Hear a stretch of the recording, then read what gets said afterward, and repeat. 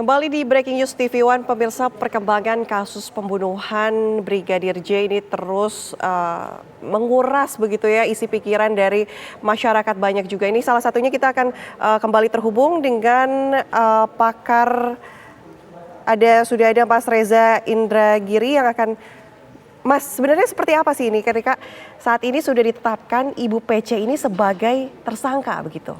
Ketika tadi kita sudah berbicara nih mengenai Ibu PC yang mungkin ada juga termasuk dalam rangkaian rekayasa yang dibuat oleh sang suami begitu. Ya memang sejak awal pemunculan Ibu PC, sebagaimana diskusi kita tadi, sudah mengundang kecurigaan, memunculkan alasan atau memberikan alasan kepada masyarakat untuk menaruh syakwa sangka. Dan terlihat bahwa pergeseran statusnya sedemikian ekstrim ya. Dari yang semula memposisikan diri atau mendaku sebagai seorang korban, karena beliau melapor ke Polda Metro Jaya, mendaku sebagai korban kejahatan seksual, kemudian bergeser posisinya menjadi saksi, dan hari ini 180 derajat banting setir posisinya sekarang sebagai tersangka. Bahkan semakin mengejutkan bahwa bukan tersangka sembarang tersangka, tapi tersangka pembunuhan. Dan ini menurut saya teman-teman di kepolisian sudah memiliki sejumlah alasan untuk suatu saat nanti lebih bersemangat lagi menangani kasus Ibu PC, karena Ibu PC dalam serangkaian pemunculannya justru mengindikasikan beliau secara sengaja mencoba untuk mempersulit proses penegakan hukum itu sendiri. Kita bayangkan nanti andaikan di hadapan majelis hakim bisa saja mempertimbangkan adakah unsur-unsur yang meringankan dan adakah unsur-unsur yang memberatkan. Nah, pemunculan Ibu PC, keengganan Ibu PC untuk diperiksa oleh LPSK dan seterusnya, membangun alibi dan seterusnya, ini bisa saja kemudian nantinya dinilai oleh hakim sebagai unsur yang memberatkan. Mas Reza, tapi saat ini juga mungkin kita berbicara masih mengenai Ibu PC nih, statusnya kan sudah tersangka, namun belum ada penahanan lantaran katanya masih ada pemeriksaan yang perlu dilakukan terhadap Ibu PC. Melihat ini seperti apa? Sudah bisakah penunjukan tersangka? Tidak jadi persoalan, karena memang secara manusiawi orang yang sedang tersangkut masalah hukum dan pada saat yang sama mengalami sakit, memang sudah sepatutnya untuk dibantarkan terlebih dahulu, diberikan kesempatan untuk berobat. Karena proses hukum, termasuk dalam penyusunan BAP misalnya, pertanyaan pertama yang diajukan oleh pihak kepolisian apa? Tak lain tak bukan adalah apakah Anda dalam keadaan sehat? Nah, jadi untuk memuluskan langkah pemeriksaan terhadap Ibu PC, agar pertanyaan ini bisa terpenuhi dengan jawaban ya sehat, maka sudah barang tentu penting bagi pihak kepolisian untuk memberikan kesempatan kepada Ibu PC untuk menjalani pengobatan. Namun penting untuk menjadi catatan sekali lagi. Tadi sempat saya utarakan tentang kemungkinan adanya malingering, rekayasaan berencana, baik terhadap kondisi fisik maupun kondisi psikis yang membuat seseorang yang sejatinya sehat bisa saja kemudian tampak atau terkesan sebagai orang yang sakit. Nah, kalau dalam masa istirahat ini, katakanlah demikian, ternyata diketahui bahwa Ibu PC lagi-lagi hanya berpura-pura sakit, bahkan ada keterlibatan profesional di sekelilingnya untuk mengkondisikan agar Ibu PC sakit, maka saya semakin khawatir bahwa nanti teman-teman di kepolisian, sekali lagi, saya memilih kalimat positif, akan semakin bersemangat menersangkakan Ibu PC, dan suatu saat nanti di proses persidangan, hukumannya akan bisa lebih berat daripada yang dibayangkan. Mas Reza, Ibu PC ini mungkin kalau misalnya kita melihat dari keseluruhan kasus yang sedikit sudah terkuak begitu ya. Nah, rekayasa yang termasuk dibuat oleh Ibu PC ini apakah kemudian jatuh pada alasan beliau yang mengatakan bahwa dilecehkan oleh Brigadir J saja atau mungkin lebih dari itu? Karena dikatakan di CCTV tersebut Ibu PC terlihat ada dalam rumah dinas tersebut ketika terjadi pembantaian begitu ya, mungkin kita bisa sebut, terhadap Brigadir Joshua. Mari kita asumsikan ini sebagai dugaan tindak pembunuhan yang dilakukan secara berkelompok. Nah, pertanyaannya adalah Ibu PC perannya di mana? Kalau kita bicara tentang kejahatan yang dilakukan secara berkelompok, lazimnya ada 3 klaster, kalau saya sebut sebagai klaster, atau 3 pihak. Yang pertama adalah mastermind-nya, orang yang punya perencanaan, orang yang menyusun skenario tahap demi tahap, orang yang menyusun desain tentang apa yang harus dilakukan untuk menghindari proses hukum, orang yang punya inisiatif awal untuk melakukan aksi kejahatan tersebut, ini disebut sebagai mastermind. Yang kedua adalah eksekutor, orang yang melaksanakan desain perencanaan yang sudah disusun oleh si mastermind. Misalnya, dia yang meletuskan senjata, atau dia yang menggunakan senjata tajam, atau dia yang menggunakan tangan kosong untuk menghabisi korbannya. Inilah yang disebut sebagai eksekutor, yaitu pihak yang secara langsung berhadapan secara frontal dengan pihak yang menjadi sasaran kejahatan. Pihak yang ketiga adalah fasilitator, yang menyediakan senjata api, yang menjanjikan uang akan dibayarkan setelah misi selesai, yang memberikan akses untuk melarikan diri. Ini disebut sebagai fasilitator. Nah, per detik ini kita belum tahu secara persis sesungguhnya dalam aksi pembunuhan yang dilakukan secara berkelompok ini, Ibu PC perannya sebagai apa? Apakah sebagai mastermind, apakah sebagai eksekutor, ataukah sebagai fasilitator? Namun, kalau berdasarkan apa yang bisa saya simak di pemberitaan di media massa, sepertinya bukan eksekutor. Karena dari keterangan yang disampaikan oleh Baradae, yang menggunakan senjata api adalah Baradae sendiri dan kemungkinan juga tersangka FS, bukan eksekutor. Apakah sebagai fasilitator? Mungkin saja, karena ada pemberitaan di media yang mengatakan bahwa Ibu FS ikut mengiming-imingi akan membayar sekian juta rupiah kepada para pihak yang ikut dalam aksi pembunuhan tersebut. Sebagai fasilitator. Apakah ada kemungkinan sebagai mastermind? Ini lebih parah lagi. Apakah dalam komunikasi dengan tersangka FS, suami istri sedang menyusun perencanaan pembunuhan terhadap Brigadir Yosua? Itu juga perlu ditelisik. Jadi dari kemungkinan 3 tadi itu, menurut saya bukan sebagai eksekutor, tapi yang lebih memungkinkan adalah sebagai mastermind atau sebagai fasilitator. Baik, Mas Reza, perbincangan ini masih akan kami lanjutkan, namun harus jeda dulu. Pemirsa, tetaplah bersama kami di Breaking News TV One.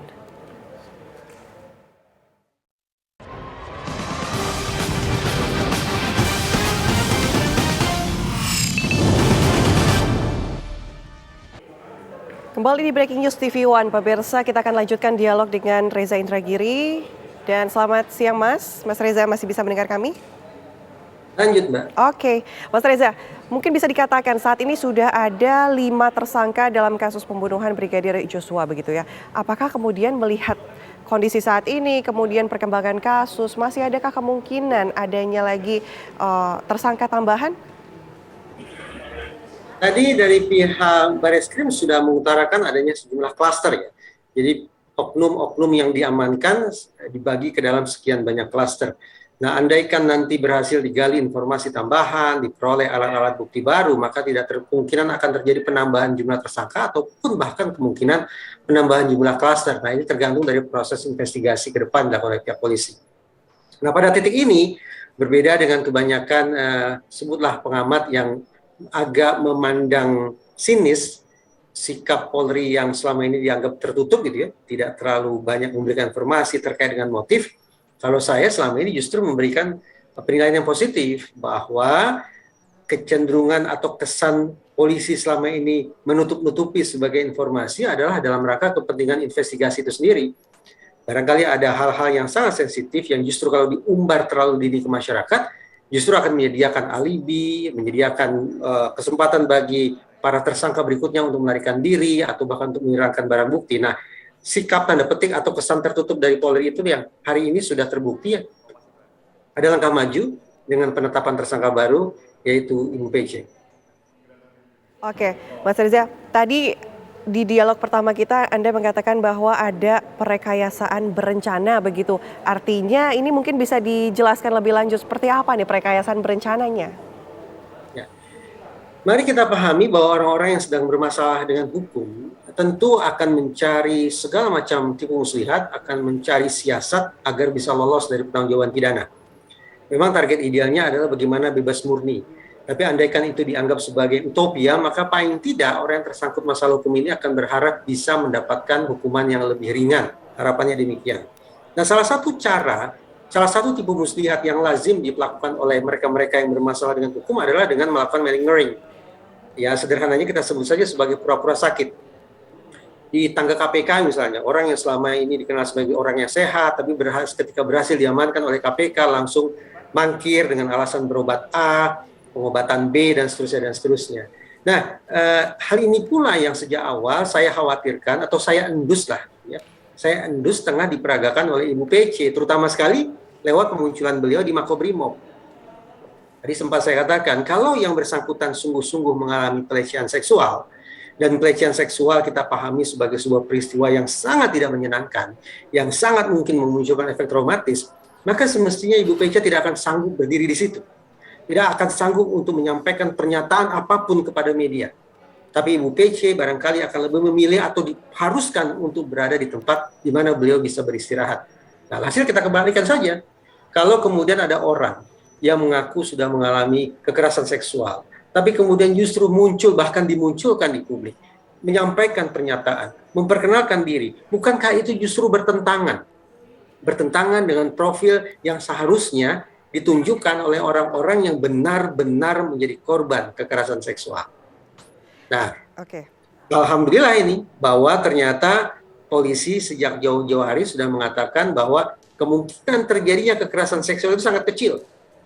Itu sebabnya kemudian laporan Ibu PC dikesampingkan. Dengan kata lain, klaim beliau bahwa beliau adalah seorang korban dipatahkan oleh pihak kepolisian. Hari ini 180 derajat, status yang berubah. Dari seseorang yang mengklaim sebagai seorang korban, tepatnya korban pelecehan seksual, hari ini justru ditetapkan oleh Polri sebagai seorang tersangka pelaku kejahatan. Lebih keras lagi, tersangka pelaku pembunuhan. Menarik sekali. Mas Reza, artinya apakah ini juga dapat dikatakan menepis begitu dugaan gangguan jiwa yang sedang diderita oleh Ibu PC ini dengan muncul di media begitu yang Anda katakan tadi? Saya berkesempatan 2 kali berkomunikasi langsung, berdialog dengan perwakilan LPSK. Pertama dengan juru bicara LPSK, dan yang kedua adalah dengan salah seorang petingginya. Dari 2 perbincangan tersebut, tidak ada satupun saya dengar dari 2 orang tersebut yang menyebut adanya gangguan jiwa pada Ibu PC. Hal ini seharusnya bisa diklarifikasi kembali oleh pihak LPSK. Tapi yang sepanjang bisa saya simak dari perkataan 2 orang perwakilan LPSK tersebut, semuanya mengatakan secara umum bahwa Ibu PC tidak bisa digali informasinya, tidak bisa diperoleh keterangannya. Ada juga poin yang menyebut bahwa Ibu PC tidak cukup kompeten. Apa arti tidak cukup kompeten? Pertama, beliau tidak cukup komunikatif. Kemampuan beliau untuk berkomunikasi dirasa tidak memadai, sehingga informasi yang dibutuhkan tidak bisa diperoleh oleh pihak penggalinya, misalnya LPSK. Tidak kompeten juga bisa dimaknai sebagai keterbatasan yang Ibu PC alami untuk membuat sebuah keputusan yang bisa dia pertanggungjawabkan. Nah, apapun istilah yang dipakai, apakah tidak kompeten, ataukah tidak komunikatif, ataukah tidak mau menyampaikan informasi, tapi semuanya justru menurut saya mengindikasikan malingering itu semakin jelas. Malingeringnya semakin jelas karena ada kekontrasan perilaku. Ketika diperiksa oleh pihak-pihak tertentu, tampaknya Ibu PC komunikatif. Terbukti sudah ada simpulan bahwa Ibu PC mengalami A, B, C, dan seterusnya. Tapi ketika Ibu PC diperiksa oleh pihak lain, bahkan oleh lembaga yang akan memberikan perlindungan kepada dia, justru Ibu PC bungkam. Ibu PC terkesan resisten. Nah, ketidaksinkronan perilaku ini menunjukkan bahwa apa iya ada orang yang punya gangguan jiwa tapi gangguan jiwanya situasional semacam itu. Gangguan jiwanya hanya muncul ketika diperiksa oleh pihak tertentu. Tapi yang bersangkutan kembali sehat walafiat ketika diperiksa oleh pihak yang lain. Alih-alih teryakinkan bahwa Ibu PC sakit, justru semakin kuat dugaan saya bahwa malingering inilah siasat berencana yang tengah dimainkan oleh Ibu PC. Oke, baik. Mas Reza, ketika ada seseorang, katakanlah ya mungkin seseorang yang kemudian memalsukan kondisi kesehatannya, ini apakah ada dampak ataupun ada efeknya di mata hukum? Yang paling ekstrim kalau kita buka hukum militer di Amerika Serikat. Personil Amerika Serikat yang diketahui melakukan malingering diposisikan sebagai obstruction of justice, ancaman hukumannya bisa sampai hukuman mati. Saya tidak tahu bagaimana prakteknya di Indonesia nanti, tapi paling tidak saya berharap sungguh-sungguh bahwa otoritas penegakan hukum, terutama majelis hakim nanti, akan melihat modus malingering yang dilakukan oleh tersangka atau terdakwa dianggap sebagai hal yang menyulitkan terungkapnya kebenaran. Hal yang mempersulit proses penegakan hukum. Hal yang mempersulit proses persidangan. Dengan segala hal yang mempersulit macam itu, maka harapan saya hakim akan menjadikan itu sebagai unsur pemberatan hukuman. Bayangkan, andaikan ada seorang tersangka atau terdakwa yang dikenai pasal 340, pasal pembunuhan berencana. Barangkali sejatinya yang bersangkutan akan dikenai hukuman 20 tahun saja.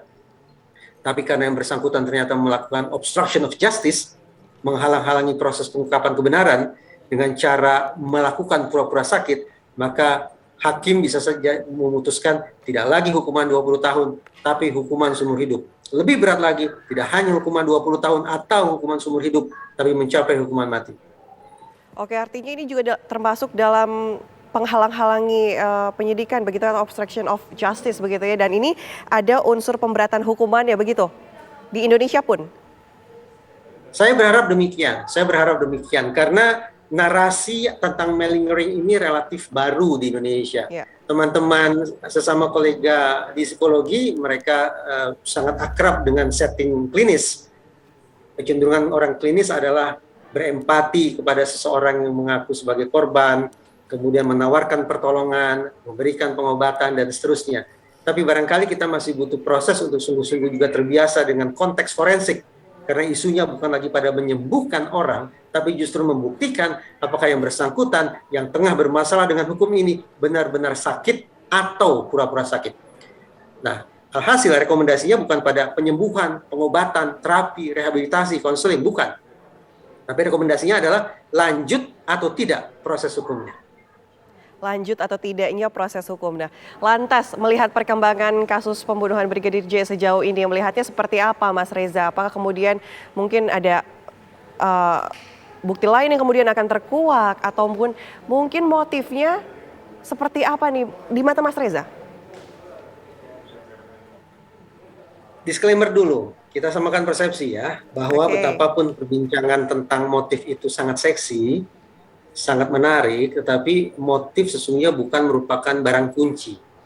Dengan kata lain, terungkap ataupun tidaknya motif pelaku kejahatan, tetap saja proses hukum akan berlangsung.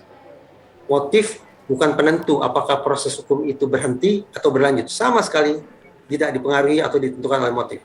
Tapi oke lah, kita ikuti rasa penasaran masyarakat yang terus-menerus mencoba mengeksplorasi kemungkinan motif itu ya. Sejauh ini, sebatas apa yang bisa saya simak di pemberitaan media, terlebih setelah menyimak perkataan tersangka FS, maka saya menduga ini motifnya sejatinya adalah motif emosional. Artinya ada perasaan-perasaan negatif, entah itu amarah, entah itu kecemburuan, entah itu dendam, entah itu sakit hati, atau perasaan-perasaan negatif lainnya yang kemudian mendorong tersangka FS merancang sebuah aksi pembunuhan terhadap mendiang Brigadir Yosua. Motif emosional.